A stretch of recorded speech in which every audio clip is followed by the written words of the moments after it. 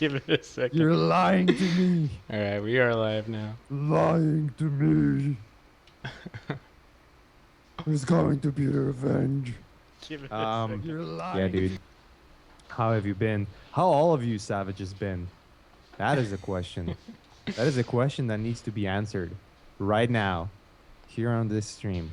Let's hear it. Yeah, we're back this week, as we usually do every week from now on, or ever since, or I don't know. How long we've been doing this? God. A little bit, right? Shoot, I could look up the history real quick. Give you an answer in 2 seconds. Yeah, we've been doing this for quite a while now, and with a great success. Having fun, painting, showing how we work, how we think, and being silly. That's basically what it is. And, you know, hopefully everyone else who's watching this is enjoying it. That's the whole reason to do that stuff. I'm actually gonna take a liberty and do a little share that we're live. Do it. Yeah, just to let everyone know who's not here yet, how important it is to be here with us and watch this shit, dude. It's just the most important thing that you can do this Thursday afternoon, I think. So, Nice. yeah, we had a stream yesterday with Jama. That was a good one. We had a lot of fun. We learned why Jama did the sex change, and now we're just back to the regular business. And yeah, and that's what we're gonna do. Tight. I'm basically doing some more research on the realm of references. I've said this before when I'm working on this image. There's certain things that I want to paint and other things that I would just want to leave as they are and just use photo reference to get that thing going faster. Because it's all about speed, it's all about efficiency, it's all about making sure that whatever we're painting here is actually in the usable form as quick as possible. That's the whole idea here, you know? So that's what we're gonna do. And So- that's what we're keep doing. So we started our Twitch streams in December. Damn, So Daniel. we've been doing it since December. But we were It's pretty tight. but we were on like a hiatus, and Yeah. we weren't really streaming for a while, and but we've been streaming pretty regularly over last how many months? 3 months? 4 months? Yeah, How many months I is want to that? say 3 months. Yeah. Yeah, like 2 o'clock, brother. Doing good. 2 o'clock, brother. We appreciate you guys joining. It's awesome. Yeah, I mean, everyone who's joining us here, you know, watching this live and participating, asking questions, you guys as an audience are really part of this. I mean, it's a part of what the stream is and how whether it's interesting or not, is the fact that you guys are here and ask those questions that we can answer instead of just, painting and drawing shit on the screen and being silly. We can also have some more of an informative aspect of this whole mess. And so that's basically what we do. Hey, dude, how excited you are, and I'm gonna just swiftly change topic to something that is probably not interesting for most of you guys. How excited you are for the UFC this weekend? Me, I don't watch You UFC. don't give a fuck. You're like, I don't. What? But Is it like if you can fucking- start directing me into that and give me reason to watch it. What is UFC? What is it all about? I don't know. No, it's pretty awesome. I do enjoy it, but yeah, I just don't have time to watch it. So I am very interested with UFC, obviously. Been following it for a while now. Yeah, it's Conor McGregor fighting Nate Diaz, and that's going to be an interesting one. I'm actually curious how it's going to turn out. Because last time, Conor got fucked up.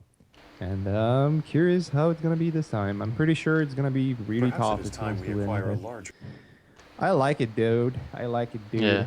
There, Nate is like a true gangster, you know, like he's like a true homie, you know, that Yeah. kind of You person. like those gangsters?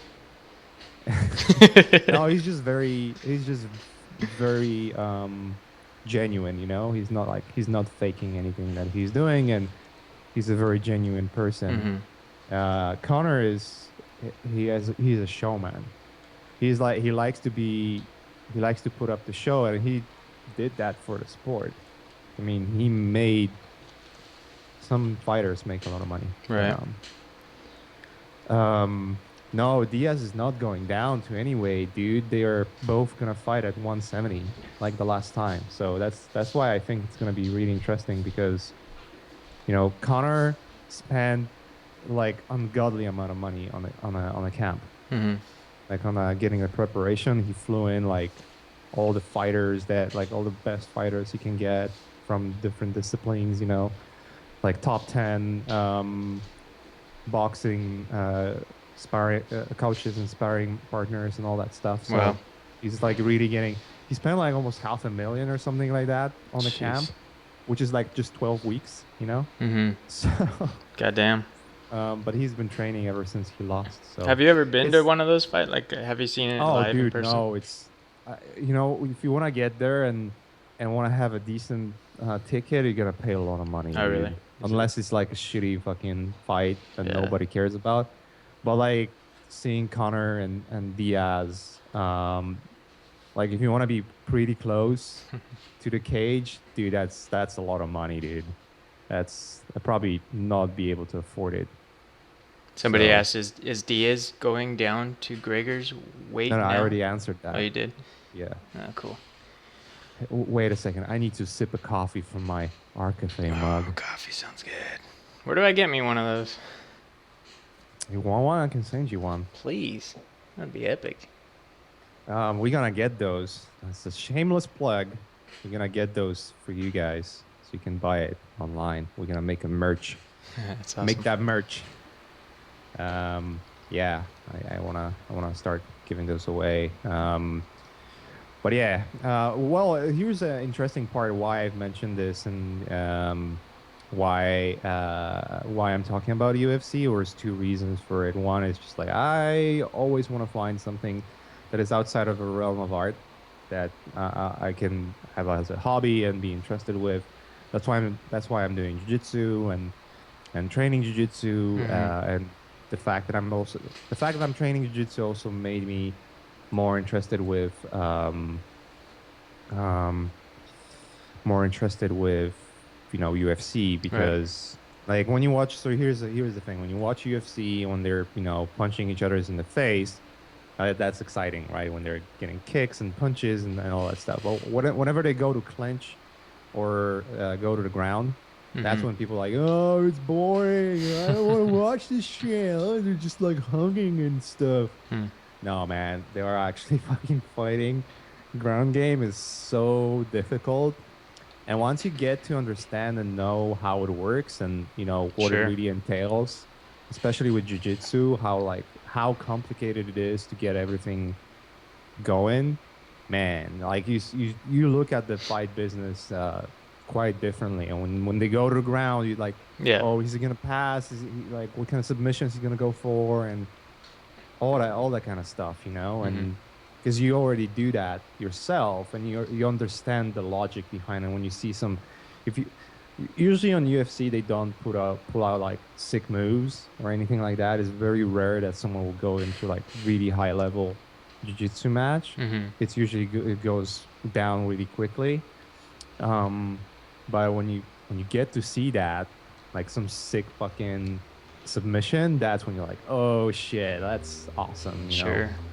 when you see that going. But anyways, Yeah. but yeah, it's just like for me, it's and that's I think it's important to have some kind of hobby, like do something that is not really related to art, and that's why I'm excited Right. because it's no, I mean, Well, plus you're staying fit too, right? So live longer. yeah, That's well, awesome. yeah, it kind of works both ways, isn't it? Mm-hmm. You want to stay fit. I mean, last 2 weeks I've been fucking zombie to be honest, but um, But yeah, it's just like you wanna stay fit. You wanna work on your body a little bit, be healthy, eat well, because it all affects your state of mind. It all affects the way you Sure. create art. How focused you are. Unfortunately, I don't have enough sleep recently, and I can feel that it's biting me in the ass in terms of productivity. So today I just decided, you know what? Fuck it. I'm gonna Hmm. sleep until it's 12, and that's what I did. Yeah. Yeah, I just have to. Sleep is very important. It's very easy to neglect it. It's like I can get some extra work done that night. And Hmm. sure, you can, but the day after, you're gonna be so ruined that it's like, fuck, I don't really want that feeling anymore. And it just sucks, man. It just sucks, Right. especially when you have more than one work to do. That's when it's just getting really tricky. So it's important to stay in shape, even though you're getting tired physically. You're actually feeling better mentally. Yeah. No doubt. Cool, man. But one of the first questions is, will there be new courses with different teachers? Of course, of course. And what kind of courses, dude? What kind of course? All I No, can I mean say we've is been. I'm doing a lot of the editing, and I'm pretty stoked. I'm like, whoa, this is awesome. Yeah, you're just like, So wow. prepare yourselves. You're just like, holy shit. Yeah, man, so much knowledge. Prepare your assholes. It's gonna be pretty rough. No, I would say, yeah, it's gonna be pretty fucking rad from what I saw, from what the new teachers are doing. Obviously, me and Ash and a few others are working on new courses as well. So it's not like we're just stopped and fuck off. It's just, I've said this before, we want to make it awesome. Um, yeah, and I mean, some of the courses that are gonna come out really, really, really soon, man, I'm gonna fucking take those because what I saw there in those first edits, dude, it's just Yeah, like, what? What? it's gonna be Are you exciting. serious? Are you fucking serious, man? Is that what I need to learn right now? Is that what I need to learn? Here's the thing. The worst thing about working too many jobs is that you start to regret not having free time. Hmm. And and it's just like, I don't really want to work right now. I don't want Yeah, to do you'd this. rather be learning, right? Yeah, it's just like really difficult. It's kind of weird because I don't know. There's maybe something in my brain. It's sort of like a double-edged sword. On one end, it's just like whenever I have a lot of work to do, I find myself adding extra work, such Hmm. as making 5 streams a week, like a fucking asshole, or deciding it's a perfect time to restart Showtime, or it's a perfect time to learn new hardware, or sorry, new software. Sure. It's just like, what the fuck is going on in that brain? Um, but when I don't work as much, it's just like I don't have that drive for whatever reason. Like Hmm. it's sort of like fades away. It's really weird. It's like I want to go intense for a period of time and then it sort of like stops or slows down eventually. I mean, it will. Every single person that works in the industry has ups and downs, but it's just weird. Like Hmm. I find myself to be most productive when I'm the most busy, and it's just like I don't know why it works that way. Should be different, right? Well, I mean, education is part of your growth too, man. So you keep Oh yeah, for keep doing sure. that, I you're gonna make more money. I don't remember who said that, or was fuck, I don't remember. There was someone saying exactly that thing recently, and I forgot the quote. It was a perfect quote. I could match it here, but I forgot it. But basically, it's not like let's say you're working in the industry and you're doing pretty well. Let's say you have a cushy job at a game studio and they're paying you well and all is going good and you're like, yeah, I mean, it's just like, I guess I'm Hmm. done, and what do I need? What else do I need, Right. But then again, it's just like, new software comes out and new hardware comes out and pipelines of games and films change, and it's obviously still easy to do stuff in Photoshop, for instance, but hey, then you see like the Vitali who's getting all the jobs, and he's just killing it. I'll tell you one thing about Vitali because I worked with him. He works remotely, so I mean, we've been on the same projects, on a few of the same projects together by now, and it's just embarrassing to work with him. Like Yeah. if you're an artist and you're delivering your work and he's delivering his work, you feel embarrassed. You feel like an asshole. Like, why am I such a lazy cunt? You know, that kind of thing. Yeah. I mean, he's Because amazing. he's just like, I'm so fast at what I do that if I send 20 renders, that's not really going to affect my workday so much because I work 24/7 anyways. I'm a cyborg. I never get tired, you Hmm. know. Do you know anything about his workflow? Like, has he shown you like much of his workflow? Well, How I he? mean, he did some of the YouTube videos, right? Yeah. Showing how I mean, it's like more of a time lapse, but you can watch it in slow motion if you Hmm. really want to. He has. I know he works with Keyshot mostly. I know he uses ZBrush and he uses Self-Image and Moi 3D, Hmm. right? That's the primary software he uses. But dude, I think he also uses some kind of like weird CAD software, like engineering softwares Hmm. as well. It's not just like the Moi 3D, which is sort of like semi um, engineering, or not like Fusion 360, which is engineering, but it's not as complicated or not yet as elaborated as say SolidWorks or whatever, Hmm. right? Where you have to be like really in parametrics and whatnot. I mean, you can do that work, obviously. I'm not saying you can. It's fucking amazing. It's super easy, but there are more tools available in other software. But Yeah. there's also price difference, whatever. You can't But wait till anyways, we could bring him on our oh, learn dude, I squared. would. That'd I be mean, awesome. don't get me wrong. I mean, we're friends with me and Ash are friends with Vitaly, and we talk often. It's just that guy is beastly Yeah. busy. That guy works way more than we do, and it's just like, and it's not like he's doing some kind of bullshit projects where you can say like, hey, look, you can do your stuff right here and get paid the same, right? And make really good out of it, Hmm. and teach, and it's gonna be fucking awesome. He's making And actual mechs. but then he's just like, nah, man, I'm just actually building Right. fucking robots, So mechs cool. that I can sit in and control arms and shit. I Hmm. mean, you've seen those photos he posted on Facebook, Yeah. Yeah. They're like the actual so mech. amazing. He's sitting in the frame that he's designed. I wasn't sure if I was allowed to bring that up or not because I guess I know it's he with posted China this and already. stuff. Yeah. Yeah, All right. yeah. That's good. I mean, Yeah. we're That's only talking so about the awesome. stuff he posted because there's a Yeah. ton of shit that he's working on. Sure. Sure. And when you learn like what he's working on, it's just like, what? Yeah. All right, I But guess I guess what I'm proposing here is utterly boring compared. So I mean, eventually he's gonna build a fusion reactor through his art. yeah, I mean, look, it takes forever to even get him out for dinner. Hmm. So, Sure. and it's not because he doesn't want to. He's just working. Yeah, he's a fucking. He's gonna build a Skynet. Yeah. That's what I think. That's what's gonna happen. That's great.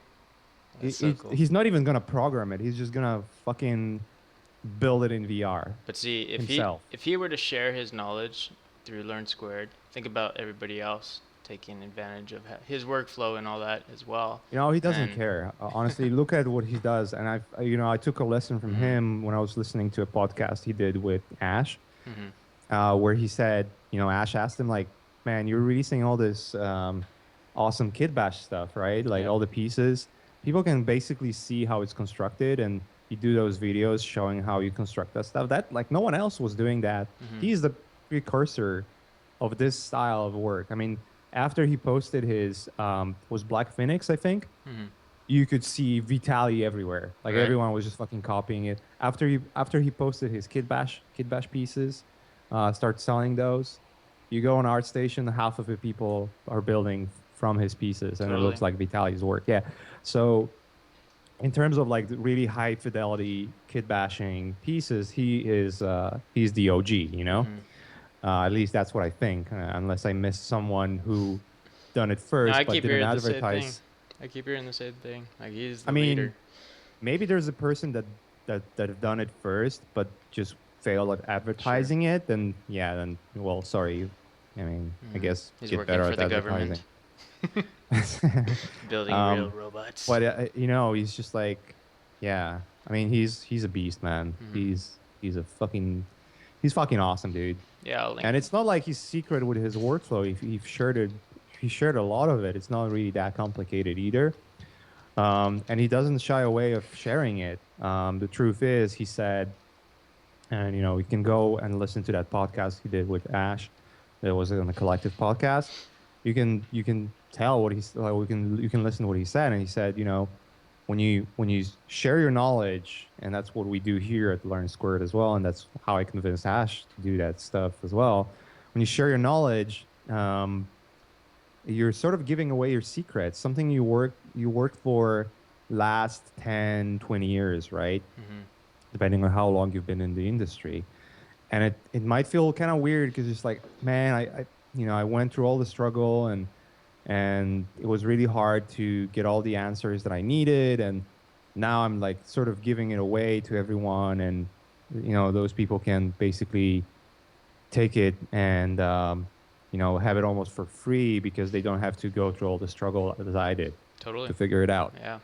and they'll have the same or similar results of work that Apparently, he I has that I two did. two Nomen DVDs as well that are Those out. are really old though and Are they? outdated. I mean, still relevant in terms of Sure. some of the workflows, but dude, I think he is already far gone from that Yeah, I stuff. believe So, it, man. Keep up with technology and but yeah, the he's just like, pace.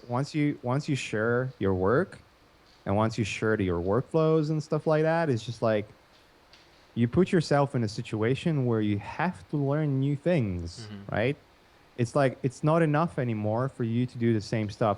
Um, and maybe in some terms it is because it's still your brain. You're still coming up with your own original ideas, and a lot of people tune into that. Like one of the reasons. I mean, what I'm doing with, let's say, Showtime, for instance, right? I'm not doing anything original in terms of drawing. I mean, Right. this is a style. It's like my interpretation of style that has already been existing. Sure. This kind of drawing has already been there like forever. I mean, comic books were that basically Hmm. for like ages. So I'm not coming up with something that is ultimately too fresh. I'm just having my own angle on it. Have my own ideas and sort of my own interpretation of the style, and that's what really is making the Showtime style to be interesting. At least I believe it is interesting because anytime I'm suggesting any new project that I'm working on, everyone's just like, "Wait, what happened with Showtime?" Yeah, man. People want to see that. I know I do too, man. Yeah, It's you great. know what? Bring it back, Thanks to you bro. guys. Thanks for everyone who's just like, "What happened to Showtime? Man? Why are you working? Why are you new?" You know what I mean?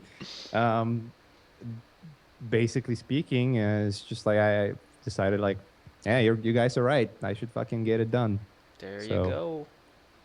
Are you going to though? Are you yeah, going I've to? I've here's what happens is, um, I'm a perfectionist, right? Sure. I like to have things to be perfect or none. Hmm. My brain kind of works that way, and I'm trying to sort of get away from that a little bit. I want to still have the sort of like the high quality bar to be still there.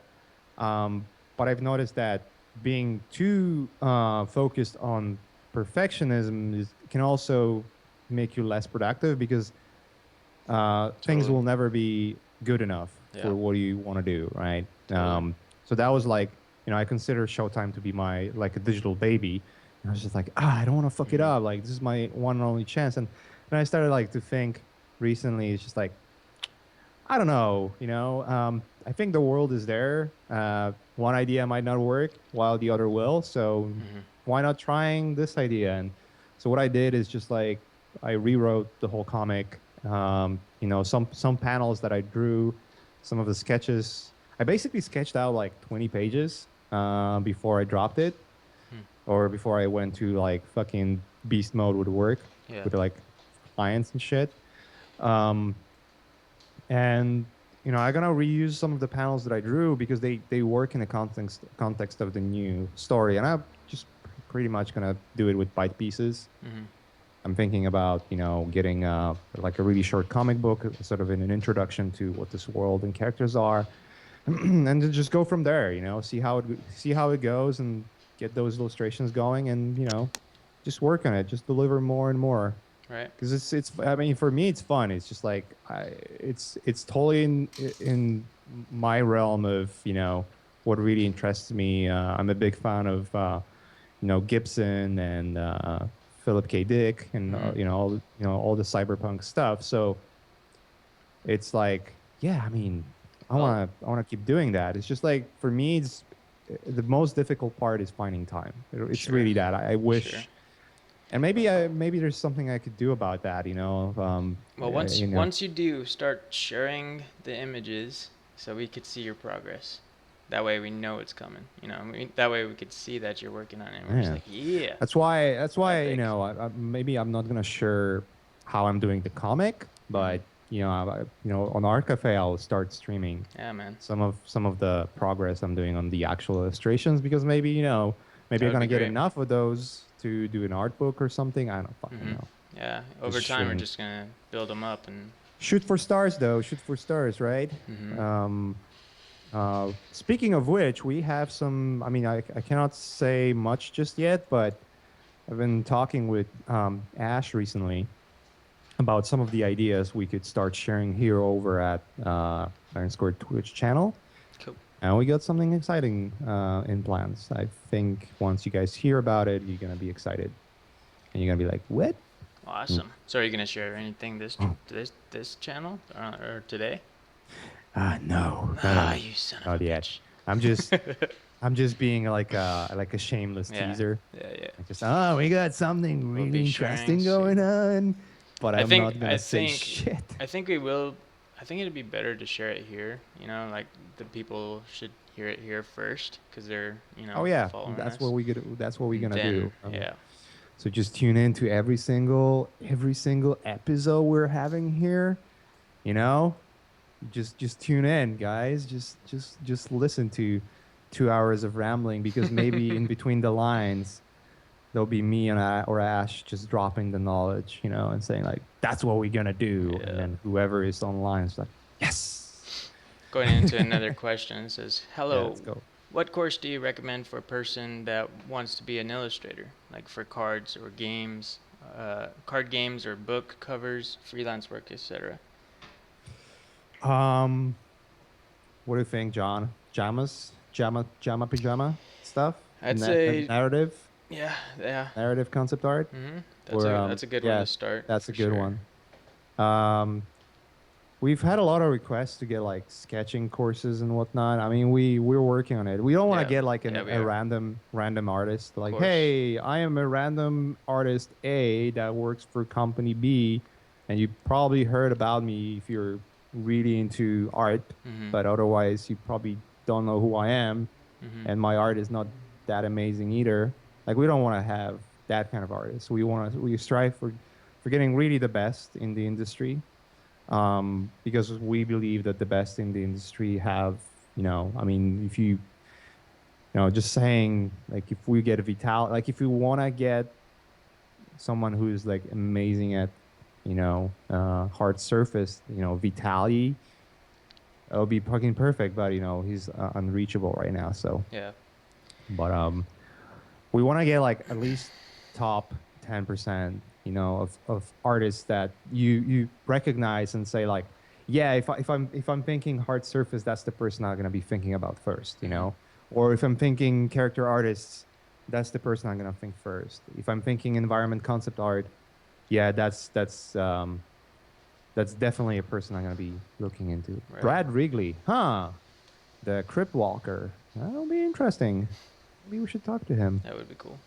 Forgot he exists. Dude, he's a fucking amazing illustrator. I'll email him right now. On it. Just kidding. Do this!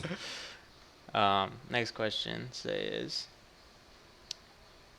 Ash mentioned the wish to make Learn Squared more affordable over time. Will the prices go down next term? I cannot say just yet.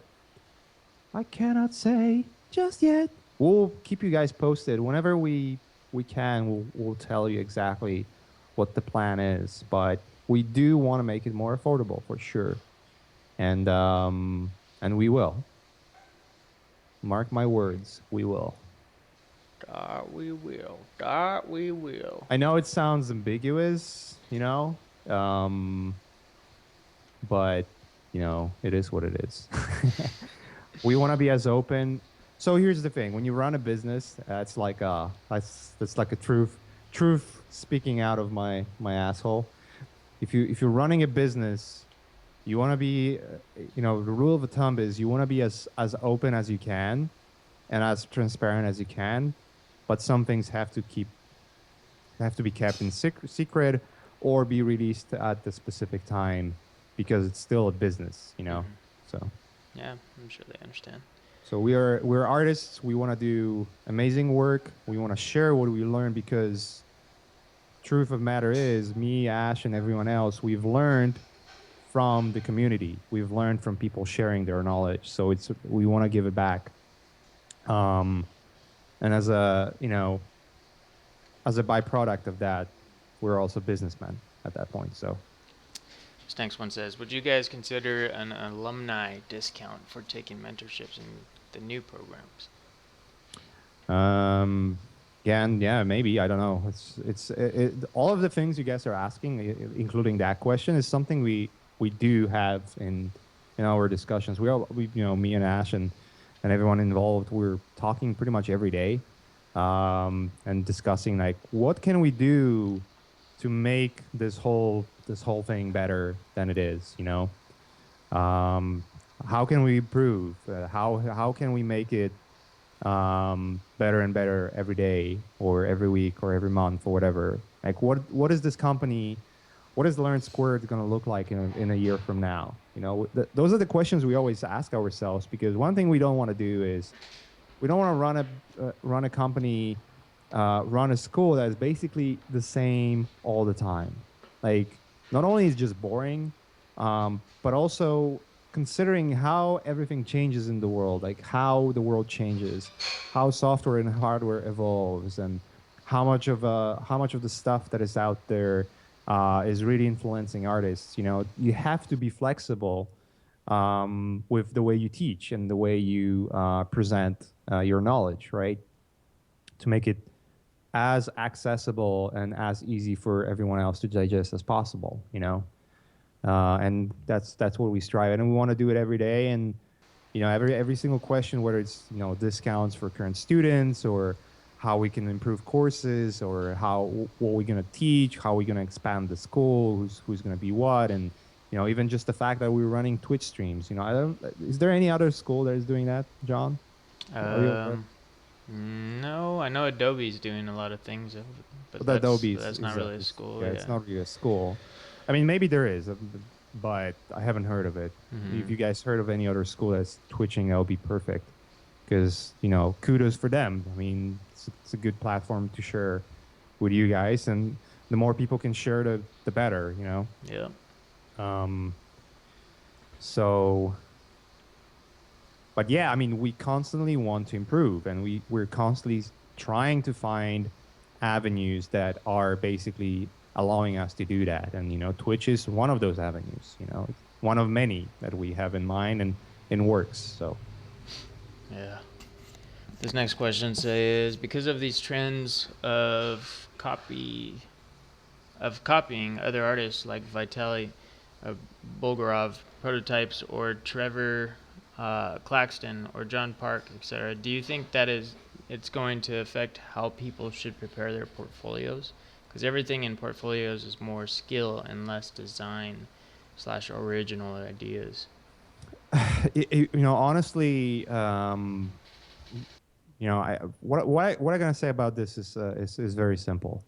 Um, if you're an amazing at copying someone and you do it with a really high quality, so it's almost really hard to distinguish between one another, then the chances are you might get the work that that person is getting. Like let's say Vitaly is getting, the work that he's getting, and you copy his style, but you do it so freaking well that it's really hard to distinguish. The chances are you're gonna get hired because of that, right? But in most cases, the truth is he's gonna be the first person to be hired, and you're just gonna get scraps. That's basically how it works. The best of the best, the guys who are on the top of the food chain, I will call it, um, they get the best projects. They get the most innovative, fun things to work on, and then everyone who else is copying is eventually gonna get some kind of work. Here's the catch, though: if you're copying someone else's style, right? You're basically borrowing ideas because you have none of your own. And the difficulty appears when you have to work on a project that is demanding you to be innovative or demanding you to be creative, and you're going to fail because you don't have your own ideas. You work with ideas that already exist. And what if you got hired because it looks good and someone was assuming that you're good at coming up with ideas, um, but they expect something else, something fresh and something new. You're fucked, dude. Like you're literally fucked. And I can tell you from my own experience, um, I had projects where I really struggled because I was assuming that I can do whatever I do, right? But that was a wrong assumption. I got hired because the production designer or art director or VFX art director, they saw that something I did in the past was really smart in their eyes. It was like really efficient, or it looked great. So their assumption was that if I can come up with ideas like that, I can certainly come up with ideas that they want to see as well. And I worked. Whoa, dude, what the fuck? What happened? It's really loud all of a sudden. Sorry, I accidentally overshot the adjustment. Go ahead, continue. Um, yeah, so like one of the examples when I worked in Jupiter Ascending, which I wish was a better movie, but whatever. When I worked on that, I thought it was like, oh, it's just a film work, so I can do this and that. And how surprised I was when I sent an update, and the answer was like, this is not what I'm looking for. This is too literal. I want to convey this idea in a more creative way. I'm like, fuck. Now I have to like start thinking. And if you're just accustomed to only copying everyone else's work, that's when you get fired. Because you're not going to come up with the right idea, and you're going to have 1, 2, 3, 4 tries, and then eventually they'll say like, fuck, yeah, sorry guy, we're going to have to find someone else. So, and that happens. I see it happening. There are designers that are good but maybe not good enough, and they have to look for something else. So Yeah. This next one says perfectionism is a big issue of mine. What are you doing to go around that in your own sense, basically? I try to apply deadlines, but sometimes I struggle with the result and my expectations. Any suggestions there? yeah, it's a tricky one because when you want to be really perfect about everything you do, you're gonna run into that issue where it's like things are never good enough. I think one thing that really helped me was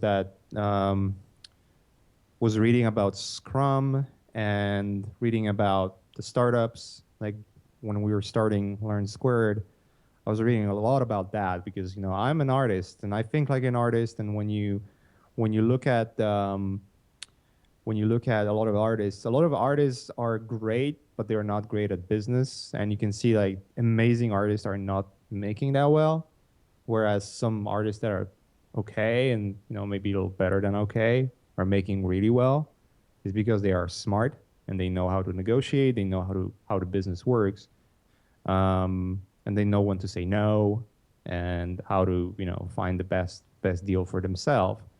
So I wanted to look into that myself, just not to be a person like, oh yeah, this project sounds amazing. I'm gonna work on it for free because it's my dream job, you know? You don't want to do that, right?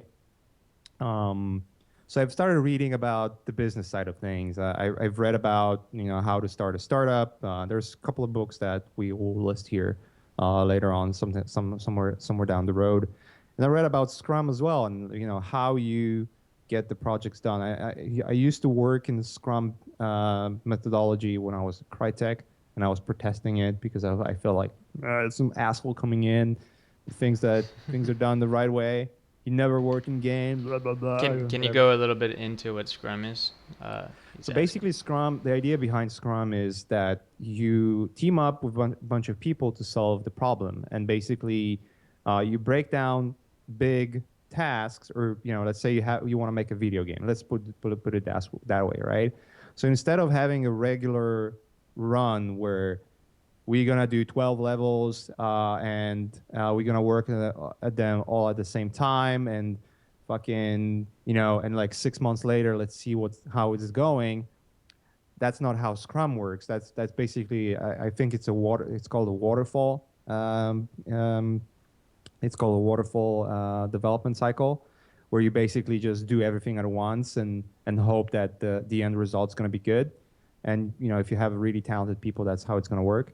Whereas Scrum, and it comes from actually, yeah, someone mentioned it really well. It comes from mostly programmers in Silicon Valley, and this is how a lot of startups were made. Where basically you're trying to tackle a specific problem. So if in video games, for instance, we want to do, let's say you want to do a game, and you have an assumption that a player is going to do this, this, and that, right? So there's certain gameplay elements that you want to implement in a game.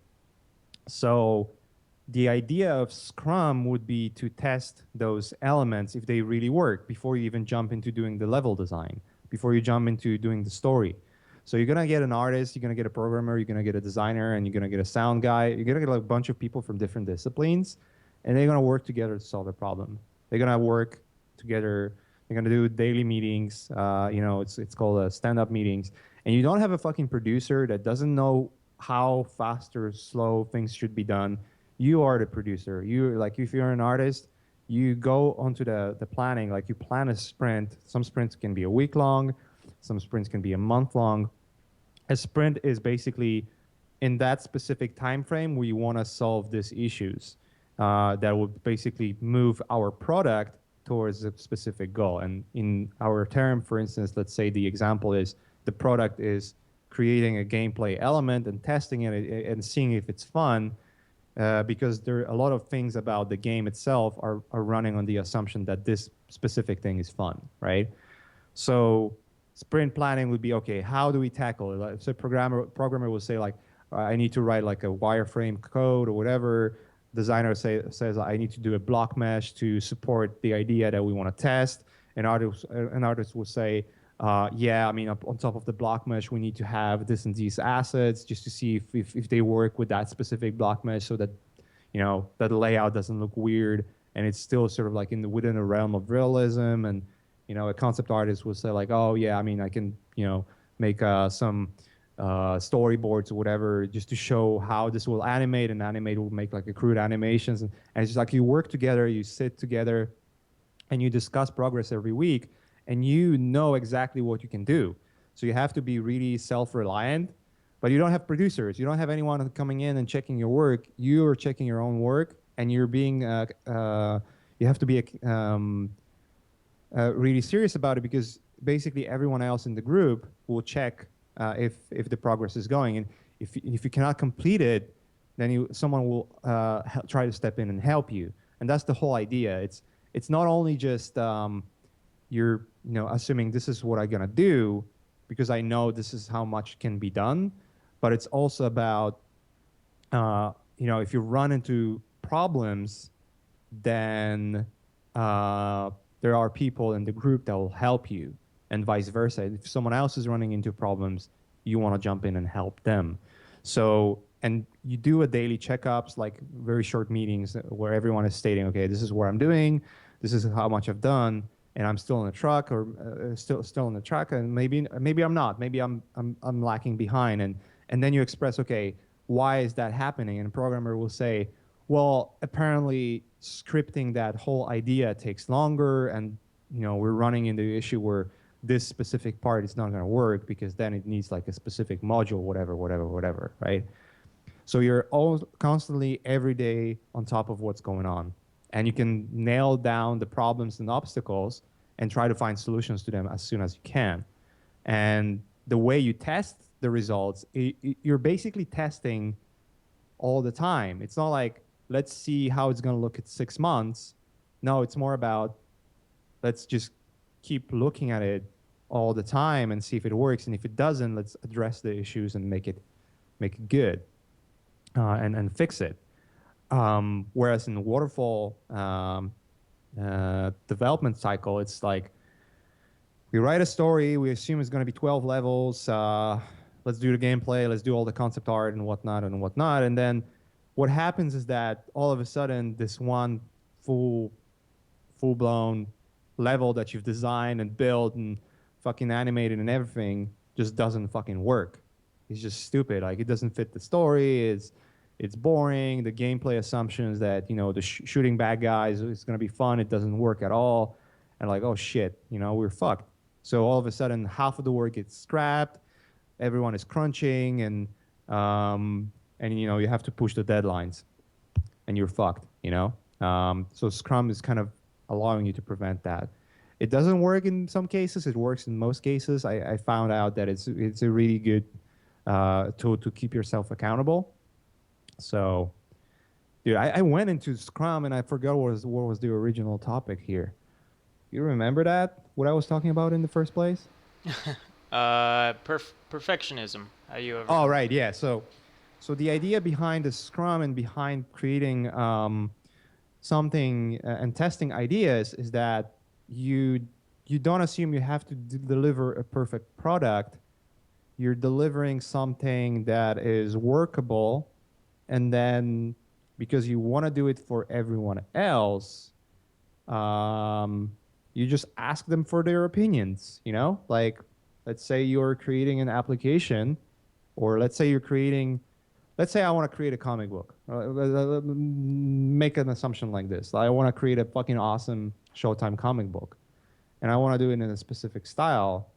So there's two ways of doing this. One way, I just gonna make something that is fucking awesome, and I gonna fucking perfect it to a point where I don't even know if it's already perfect or not, and then release it, and then there's gonna be a bunch of people that like it, a bunch of people that hate it, and that's it. Or you can work with the community, and let them ask questions, let them suggest ideas, and let them tell you what works, what doesn't. And it doesn't mean you have to take everything into consideration, but you're showing something that is in a very rough stage, and there might be a one or two people that will tell you something that will change your mind or make the whole product better, right? Like, it's a fact of testing and trying out ideas before you fully commit to something that might not work at all. Um, and what it taught me is that um, sometimes it's you just want to do good enough, especially when you're on a tight deadlines. So you're not getting caught up, and you have to sort of like start waging what makes sense, and put the chips in the right brackets. Uh, put your money where put your efforts where it's most important, instead of putting it in one place that might not actually be that important to the whole process. And once you get into that thinking process, once you understand that, Some ideas you have are not necessarily the most important ones, and that's when you start to realize, okay, this is good enough. I can ship it. This is good enough. I don't need to work on this anymore. I can send it out as a finished product. So it gives you sort of like this check and balance. Like, all right, I don't need to be perfectionist at everything. One thing I've learned reading the book was, I think it was Good to Great. It's one of the best books for not only business but just like personal growth, I believe, which was saying that 80% of the results that you have will come from 20% of the work you do. And that 20% of the work you do, you should focus on it 100%, which means 80% of the other stuff that you're doing is probably not affecting the end result at all, or it's so minimal that it's not really having a big impact. So you have to start allocating your resources and time to put as much effort to that 20% of the work that delivers the most results. Whereas the rest of the 80%, if you don't even do this, like who cares? Like it's probably not going to affect your business at all. So let's say if you're working for client, what is more important? Delivering work that's good enough or being late on the deadline, right? Probably a better idea is to deliver something that you're good enough and maybe put extra effort towards making it better instead of being late because you wanted to make it better, and your client will be like, yeah, I mean, it was already good enough. I only asked you to do some few changes and you just fucking overhauled it. I didn't ask for that, and you're late. Now I'm late. Now the fucking meetings is blown up. There's so many things that can go better, or actually, yeah, someone mentioned it was actually from Eat That Frog. Yeah, that's right. I read too many books and I fucking started mixing it up. But good to great mentioned that rule as well. So it was actually in both books. But Eat That Frog was the first one that was, or it was more prevalent in that one for sure. Yeah, that's one that Ash recommends too. Yeah, Very yeah, much yeah. so. Cool, man. So we have 10 minutes left. We'll go into another question if you're ready. Mo is ready, man. Are you going to be doing Always a ready. critique today? Yeah, All we right. should. You know where to find it, right? No. All right, I'll get it for you. This one says, give me 1 second to scroll up. It says, is there any top artists who do portfolio reviews online? I live in a war zone and can't visit any famous conventions. What should I do to get brutal truth about my art? Everyone is too polite. Yeah, that's the bummer part of today's you know art communities and whatnot. It's just like everyone is trying to be polite and like, oh, it looks awesome, and it's really hard to find a right critique. I don't know if there's I don't know if there are any artists. I'm sure there are. You would have to look around. Um, I specifically don't look for artists to critique my work. So it's really hard for me to tell you who is out there.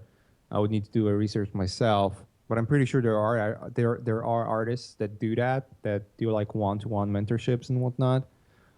Um, even signing up for Learn Squared classes is, if you sign up for mentorship, you get that critique, but I don't know. It's a tricky question. I'm sure there are artists that do that, and I'm sure you can find avenues and forums where you can get. I think Craig Mullins does that.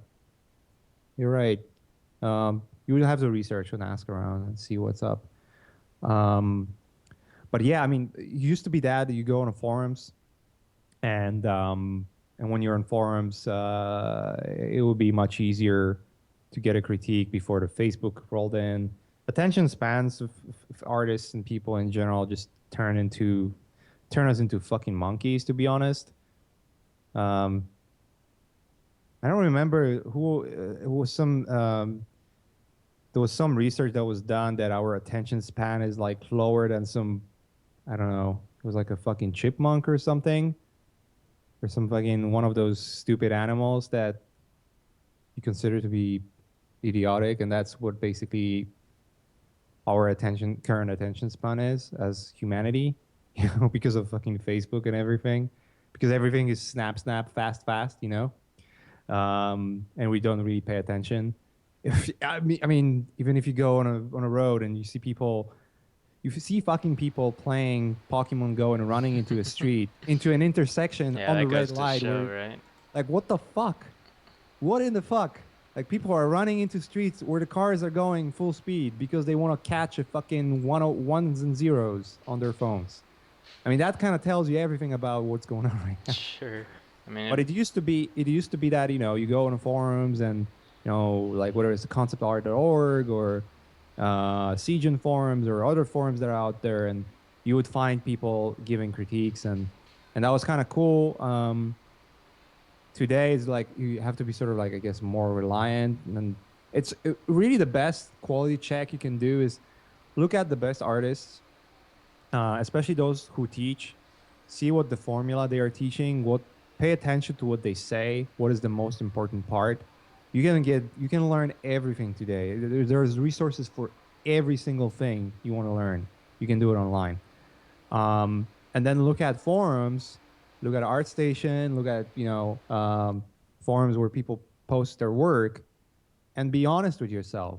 Is my work as good as that one? Like, just put those two images side by side, and be really honest. Like, no ego. If you suck, I suck. Yeah, sure. I have to fucking work more and find ways to get better.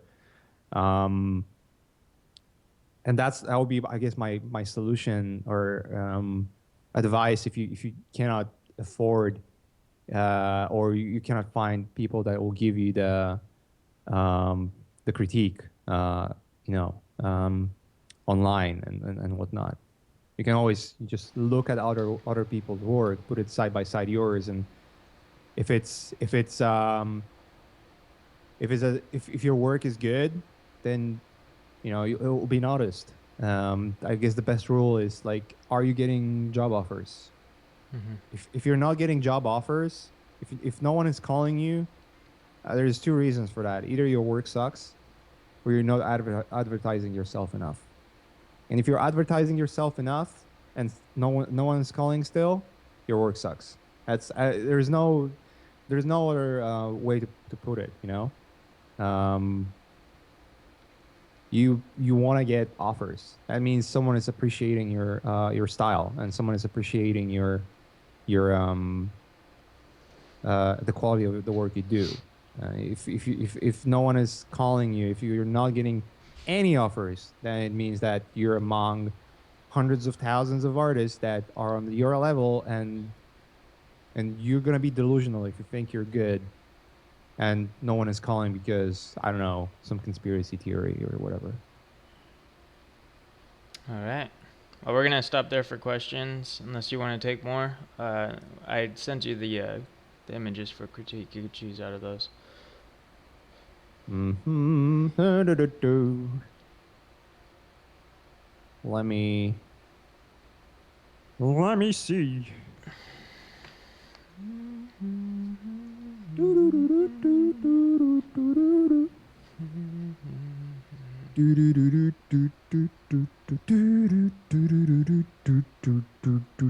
I'm just looking through the images first, so you guys probably see nothing going on the screen.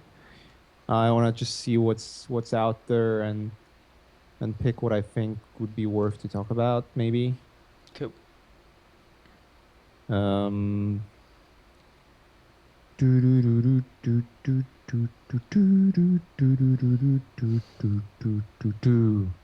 All right, I think I can talk about this one.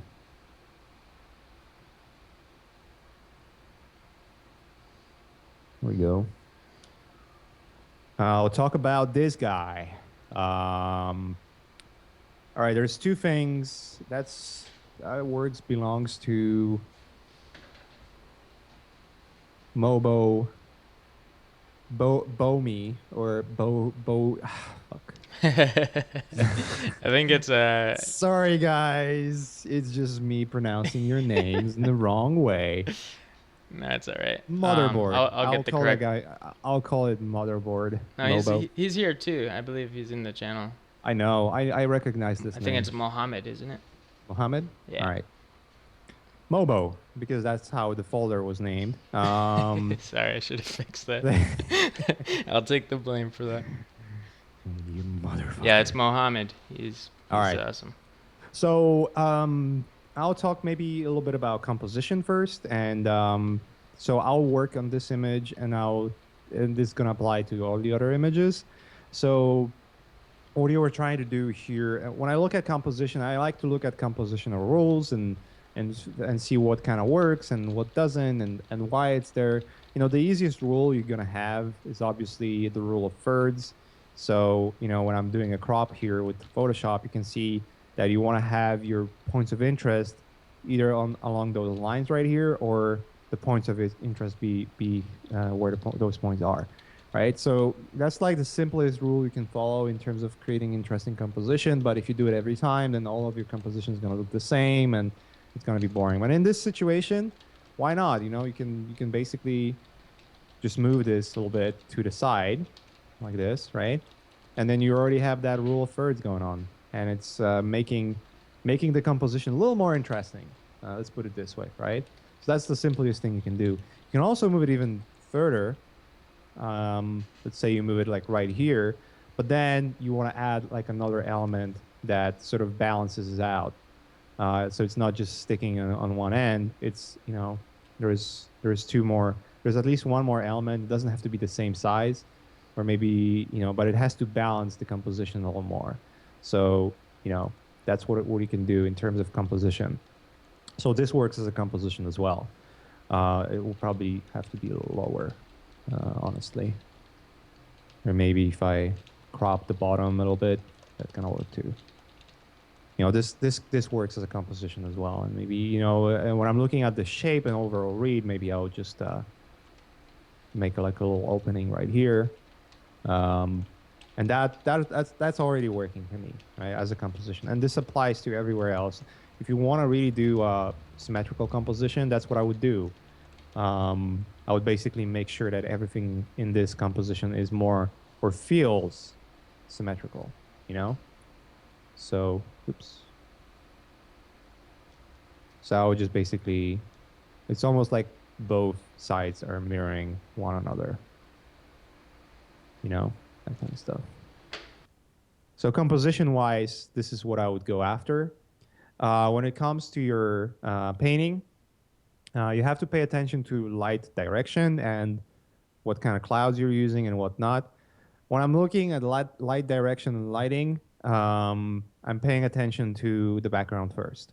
And the background is telling me that the sun is somewhere right here or right here, you know, more or less, because how it's illuminated.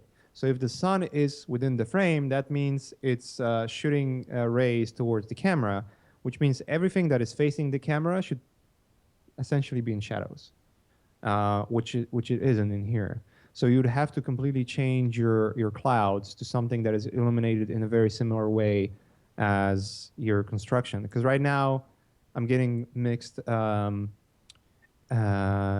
reaction to where the sun is coming from, right? So if you want to have a sun coming from behind the camera, you know, sort of like on the left-hand side behind the camera, and it's illuminating the building this way, that means your grass right here, you know, some of that elements of the ground would be catching light as well. Maybe there could be a streak of light hitting this character just to pop it up and show that there is a character here, because you really don't pay attention that there is a character right here. And some of the elements of the arches that you have here would be illuminated more as well. You know, there will be more light hitting that area. So would just have to suggest better directionality of lighting. But the first thing you have to start with is a different background. You know, unless you want to relight the whole scene to fit the background that you have. So that's first one. Let me see if I can do a comment on one more. Cool.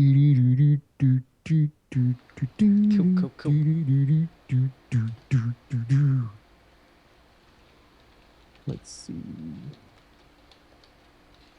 I'll pull this up. So we have some images here. So for instance, this kind of works. It gives you a good perspective, right? The air perspective. What I would do is maybe add a little more frame right here, just a little bit, unless you want to keep this bigger chunk of the mountain so close. Just pay attention that this triangle that is becoming here, it's like, it feels like there's almost a tangent right here with that slope. So I'll pay attention to that. If anything, I would maybe do a very small change because it doesn't, I would want to keep it as a balanced composition. So I would want to have at least smaller object popping right here, just to balance this larger mound because you have a smaller one. So your eyes are basically leaning towards this area. So if you add like a smaller element closer to this frame right here, you're balancing it out a little more and maybe adding a little more volume to this one. So that's what I would do here. Let's see more stuff. This is going to be a good one to critique, I think. So in this particular scenario, one thing I really don't like personally is making the foreground dark and the background light. That's like the simplest way of working where you're just showing the air perspective. Unless the air is really foggy, that's how it's gonna look. But it can really get old really quickly. So you don't have to make things darker in the foreground. You can keep them as light as the background, but you can just add a little more extra contrast maybe, or in this particular case, I would think about specific light directionality and thinking where is the light coming from really, and making sure that everything that is painted here is actually following the right lighting direction. So if you decide that the light is coming from this direction like that, right, and it's illuminating those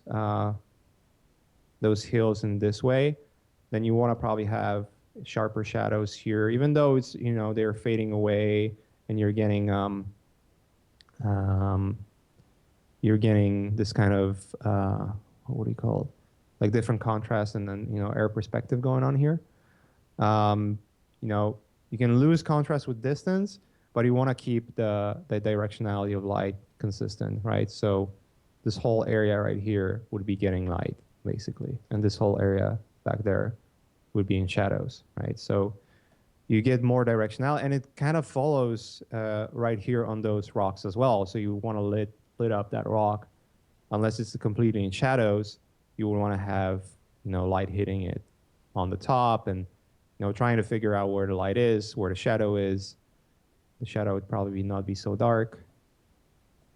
It would be a little lighter than because of the ambient occlusion, obviously, and global illumination and all that jazz. But you would light it, and I could go on and on and on. Yeah, somebody said you should read a book on environment painting. I can just watch my my intro to environment painting class though. There it is. Yeah, dude. Books are no longer needed. I go over everything that I'm talking about here. I go over in that course. So, but I could go on and paint. I would just basically repaint the directionality of light here. It doesn't have to be so.